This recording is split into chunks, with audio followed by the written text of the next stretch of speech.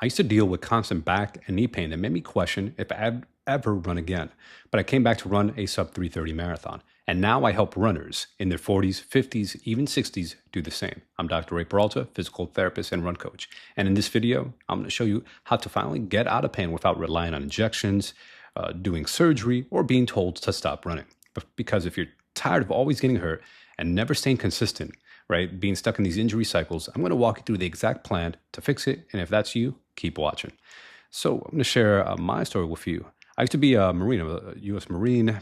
I joined at a young age. I joined at 17 years old. And then I ended up getting hurt. I was just a little under 2 years into, going into the working as a Marine, training. I was in the infantry, going on runs and hikes and things, all different types of drills, excuse me.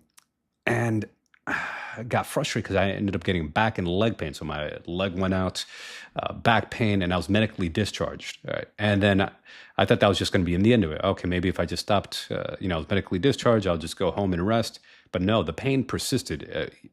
Months went on, 6 months, a year, 2 years. And I was getting frustrated. I went to different doctors. They said, oh, maybe you have to take, just take it easy. Right, just take some pain pills, you'll be fine. Because what would happen was, if I rested, I was relatively okay. But when I tried to ramp up my activity, go for a run, or try to lift weights or something, the pain would return, the back pain, the leg pain. So I was stuck in this boom bust injury cycle. And I'm sure a lot of folks with persistent pain can relate. Whenever they try to ramp up the mileage, that they'd get re-injured again.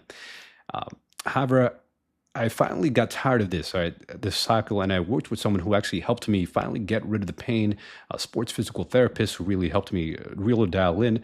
But it wasn't just the exercise alone. It was also taking a holistic approach, looking at my lifestyle, my sleep, my nutrition, my stress management. And when I did all these things, I finally came back. I was able to run a marathon, hit a sub 3:30. I ran a 3:27, a marathon for New York City.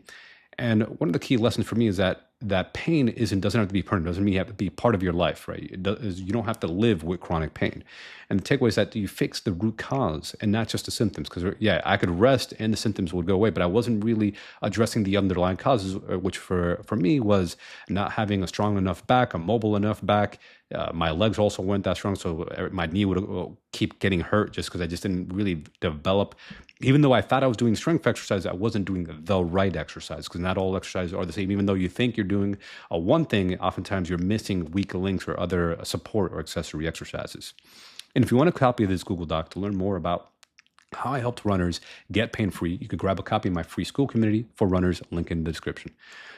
So the next story I want to share is how I helped one of my clients, Mandy. She was dealing with chronic ankle pain and couldn't progress. She was a marathoner, an ultra runner, and she was frustrated because she wasn't able to run as fast as she wanted or as long as she wanted. But we started working together online, gave her a targeted plan to address her strength and mobility, not just in her ankle, but up and below the chain, right? Because she tried generic approaches on her own before, and she wasn't getting any better. And it's real when she got that extra pair of eyes, someone who will understand how to work with runners, that she was able to run pain-free in 2 months. She completed a 100K ultra trail run and then ran a sub 4-hour marathon.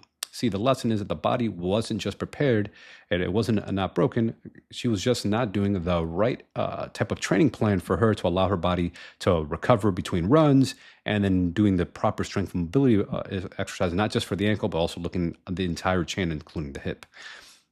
Another client who I worked with was Anna, a 45-year-old mom of four. She's tried PT in the past, tried cortisone injection, tried PRP injection because she was dealing with like chronic persistent hamstring pain, right? We started working together online, and I actually found out that her hamstring pain wasn't true hamstring pain at all. In fact, it was coming from the back. See, many times even doctors and other physical therapists will miss the influence of the lower back in causing things like hip or thigh pain, right? In about 72% of cases or so, the thigh pain is actually coming from the back. So her hamstring pain was even hamstring tendonitis. It was actually like a referred pain from the back. So we started doing some back mobility exercises, and that hamstring pain went away in weeks after years of doing PRP and traditional PT for her hamstring. And she was able to go fully run pain-free in 3 months, right? And she went on to run multiple marathons, Boston qualifier. And I just want to share that just because you've had persistent ongoing pain, right? Because she's used to be the type of person who would rely on these things like modalities, right? Laser, ultrasound, the latest gadgets, right? Compression boot, the $900 compression boots. And sure, those things feel nice temporarily, but that wasn't fixing the actual problem. So you always make sure you understand what's the root cause, what's the underlying problem, because otherwise you're just guessing, throwing your money at different things that don't actually work. One of my other clients who I worked with, Olivia, someone who I worked with who had a stress fracture in her knee, right? And she was afraid of getting back to running. She thought she might have to give up running altogether.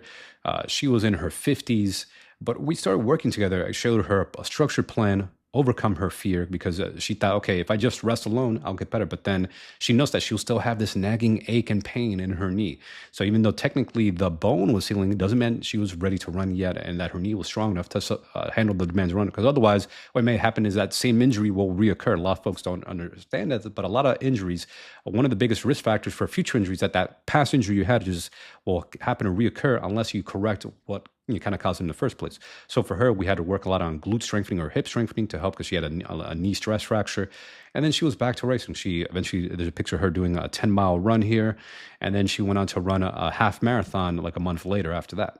So we built her confidence, her durability, and showed her a gradual progression to gradually strengthen. Again, it's not just doing random exercises. It's having a tailored approach. And for her, it was a lot of glute strengthening. Otherwise, if you just did, for her, if she just did random knee exercises, it still would not have maybe had the same result of doing this comprehensive approach where we looked at the whole chain. For her, it was her glutes, strengthening the glutes, improving her running form, and she was able to go on to run those races. So other clients I worked with, here was Mary, who had if I call it a failed knee surgery. Sure, she got a little bit better, but she wasn't able to run. And it's been years. She had like over 2 years when we met, we first started working together.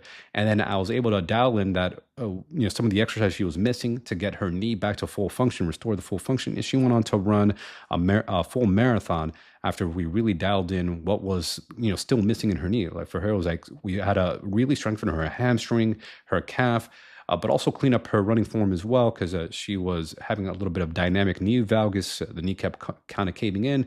So we also worked on glute strength as well for her in this case.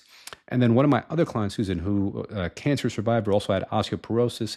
She would have like these chronic aches and pains. We did a kind of lifestyle medicine approach. We looked at nutrition, sleep, stress management, and then gradually introduced run-walk method, safe lifting exercises. And she also got back to be able to run comfortably 5K, 10Ks. That's what she wanted to do. There are different types of runner, marathoner, 10K.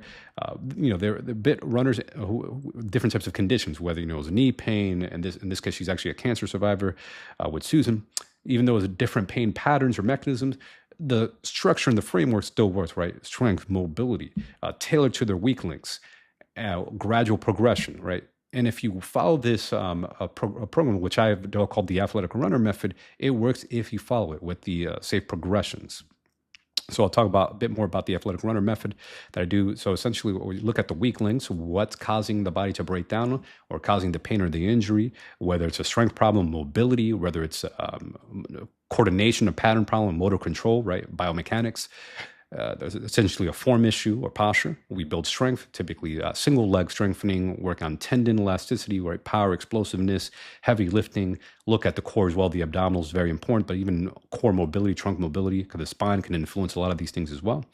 And then posture, and then running smarter, right? I'm a big fan, even for marathoners or ultra marathoners, running 3 runs per week versus trying to run every day of the week. So you give yourself enough days for recovery, and also to focus on other aspects of training like strength, mobility. So you have a well-rounded approach. So you're more balanced with your routine instead of just running alone.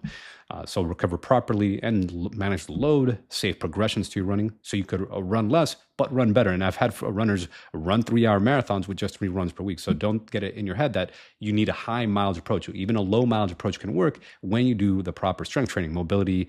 And for strength, it's heavy lifting, explosive lifting, but also working on endurance as well, strength endurance, depending on what weak links you have. So if you want personalized help to get back to running pain-free, I have a few spots left on my calendar.